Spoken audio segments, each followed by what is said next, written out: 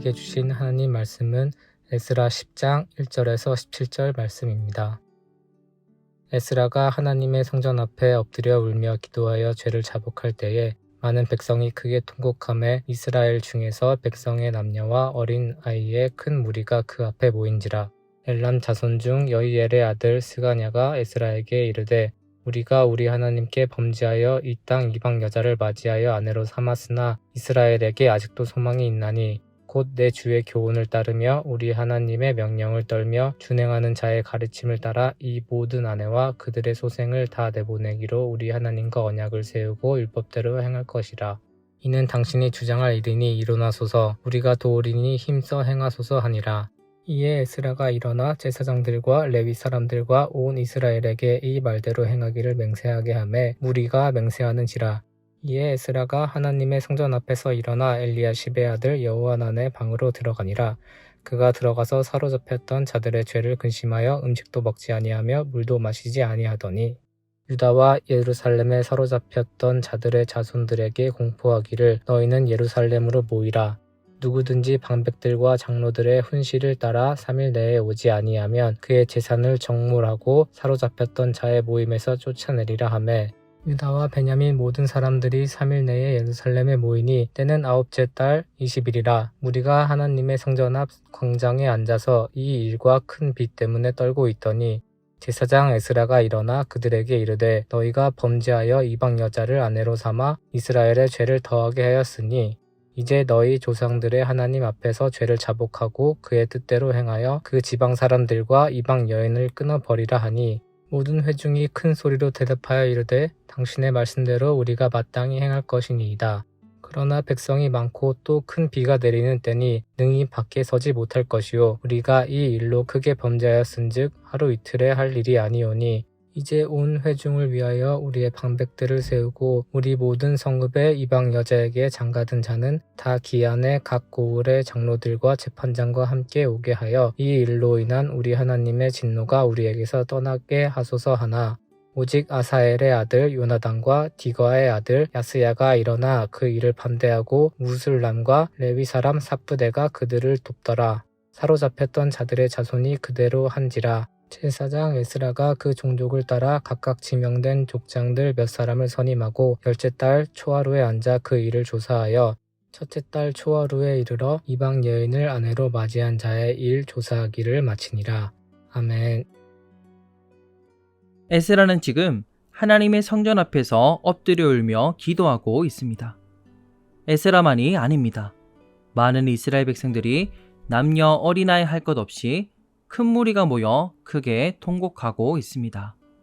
그 이유는 모세의 율법에 능통한 에스라를 통해 자신들이 해오던 이방 여인들과의 결혼, 즉 통혼이 하나님께서 기뻐하시지 않는 일이라는 것을 알게 되었기 때문입니다.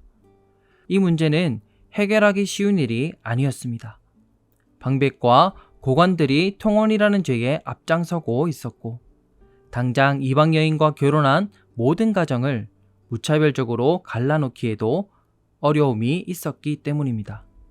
물론 에스라는 아닥사스다 왕으로부터 부여받은 사법권이 있었습니다. 그러나 이제 막 예루살렘에 귀환한 지 4개월 남짓된 에스라가 공권력을 이용하여 강제적으로 통혼한 가정에 징벌을 가하거나 어떠한 조치를 취했다가는 여러 갈등과 분쟁이 야기될 것이 분명했기 때문입니다. 무엇보다 통혼이라는 죄 앞에 어떻게 대처하는 것이 하나님께서 가장 기뻐하실까에 대한 답은 에스라가 모세의 율법에 능통한 만큼 더 큰 고민이 되었을 것입니다. 통혼하는 것도 죄이지만 이혼하는 것도 죄이죠. 그리고 모세의 율법에는 고아와 과부의 송사를 억울하게 하면 저주를 받는다. 추수할 때는 고아와 과부를 위하여 곡식을 남겨둬야 한다. 절기에는 고아와 과부들과 함께 즐거워하라는 말씀이 명시되어 있기에 고아와 과부를 돌보는 것이 아니라 오히려 이방인 아내와 자녀들을 쫓아내므로 그들을 고아와 과부로 만드는 것은 통혼이라는 죄를 해결하기 위해 또 하나의 죄를 짓는 것과 같기에 어떻게 이 문제를 풀어야 할지에 대한 답을 찾는 것은 큰 어려움이 있었을 것입니다. 사실 에스라서는 이방인 아내와 그로부터 태어난 자녀들을 내쫓기로 결정한 것에 대해서 자세한 지침이나 평가가 기록되어 있지는 않습니다. 모세오경에 여리고성의 라합이 이스라엘 백성이 된 것처럼 이방 여인과 자녀들 중에서도 하나님만 섬기기로 결단한 자들은 그대로 가정에 두고 우상 숭배와 이방 문화를 놓지 못하는 아내와 자녀들만 내쫓았는지, 내쫓더라도 고아와 과부가 되어 경제적 궁핍과 사회적 편견으로부터 벗어날 수 있도록 행정 조치를 취하였는지 등에 대해서는 자세히 알 수 없습니다. 그러나 우리가 분명히 알 수 있는 것은 우리의 죄로 인해 생겨나는 그 열매는 결코 아름답지 못하다는 것입니다. 하나의 죄는 또 다른 죄를 낳고 하나의 죄가 더 큰 분쟁과 갈등을 만들어냅니다. 하나님께서 처음부터 통혼하지 말라고 하신 것은 이스라엘 백성이 구별된 하나님 나라 백성으로만 살아가게 하기 위함인데, 그러지 못한 바벨론 포로귀환 시대의 이스라엘 백성들은 결국 죄로 인한 큰 아픔을 공동체가 함께 짊어지게 됩니다. 우리는 이러한 죄의 연속성과 죄의 집요함을 분명히 알고 또 경계해야 합니다. 죄를 짓지 않고 하나님의 뜻을 분별하며 구별된 하나님 나라 백성으로 살아가도록 힘써야 합니다. 그렇다면 그럼에도 죄를 지었을 때 우리는 어떻게 해야 할까요? 통혼이라는 죄로 인해 포로 귀환 시대의 공동체가 큰 어려움에 봉착했을 때 에스라는 하나님 앞에 엎드려 울며 기도하였습니다. 어떻게 이 공동체에 만연한 심각한 죄의 문제를 해결해야 할까 머리로 고민하고 몸으로 행동하기 전에 먼저 하나님 앞에 엎드렸습니다. 가장 행정적으로 높은 자리에 위치한 에스라가 하나님의 성전 앞에 엎드려서 울며 기도하기 시작합니다. 그리고 자신의 죄를 자복합니다. 에스라는 본인이 통혼을 한 것도 아니고 본인이 지도자로 있을 때 이스라엘 백성이 통혼을 시작한 것도 아니었지만 그저 하나님 앞에서 나의 죄를, 우리 이스라엘의 죄를 용서하여 주시길 자복하며 엎드려 기도합니다. 성전 앞에 엎드려 울며 기도하는 에스라의 모습을 보고 그와 함께 많은 백성이 함께 통곡합니다. 그리고 사가냐라는 자가 에스라에게 이렇게 말합니다. 본문 3절 말씀에 내 주의 교훈을 따르며 우리 하나님의 명령을 떨며 준행하는 자의 가르침을 따라 이 모든 아내와 그들의 소생을 다 내보내기로 우리 하나님과 언약을 세우고 율법대로 행하게 했습니다. 사가냐의 이 말이 어떤 의미인가요? 울며 자복하는 에스라를 보며 에스라 당신이 아닥사스다 왕의 사법권을 받은 행정 지도자라서가 아니라 에스라 당신이 우리 주 하나님의 교훈을 따르는 자이기에 우리 하나님의 명령을 떨면서 준행하는 영적 지도자임을 알기에 당신의 가르침을 따라 우리 이방인 아내와 자녀를 다 내보내겠습니다라고 자발적으로 먼저 소리내어 말하고 있는 것입니다. 에스라가 먼저 공권력으로 사법권으로 강제하였다면 이스라엘 공동체는 깨어졌을지도 모릅니다. 그러나 에스라가 이스라엘의 죄를 자신의 죄로 여기며 자복하며 하나님 성전에서 엎드려 기도하였더니 자발적인 회개 운동이 일어납니다. 에스라 당신이 일어나서 힘써 행하시옵소서 우리가 돕겠나이다 라며 외칩니다. 그리고 하나님과 언약을 세우고 하나님의 율법대로 행할 것을 맹세합니다. 맹세를 들은 에스라는 어떻게 했을까요? 다시 한번 기도의 자리로 갑니다. 본문 6절에 에스라는 하나님의 성전에서 일어나 요하난의 방으로 들어가 거기서 다시 한번 이스라엘 백성의 죄를 근심하며 음식도 물도 먹지 않고 기도하기 시작합니다. 금식 기도를 마친 후 에스라는 모든 이스라엘 백성들을 3일 내에 예루살렘에 모이게 합니다. 그리고 모인 그들 앞에서 하나님께 자신들의 죄를 자복하고 하나님의 뜻대로 행해야 할 것을 선포합니다. 그러자 모든 회중이 에스라 당신의 말씀대로 우리가 마땅히 행할 것입니다 라며 큰 소리로 대답합니다. 반대하는 세 사람이 있었지만 많은 각지에서 예루살렘에 몰려든 모든 사람들은 이제 회개하며 하나님의 진노가 이스라엘에서 떠나기만을 바라고 있습니다. 모든 성읍과 마을에 통혼한 자는 기한 내에 마을의 장로들과 재판장과 함께 예루살렘에 오게 하고 몇몇 족장들을 선임하여 통혼과 관련된 일을 조사하게 합니다. 3개월간의 긴 시간을 거쳐 철저히 조사가 마쳐집니다.